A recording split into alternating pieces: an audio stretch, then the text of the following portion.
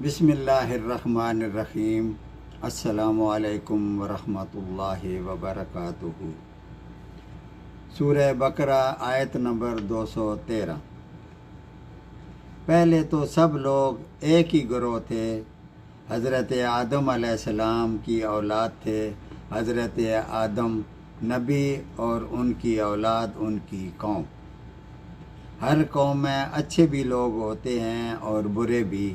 حابیل بھی انہی میں سے تھے اور قابیل بھی انہی میں سے تھے۔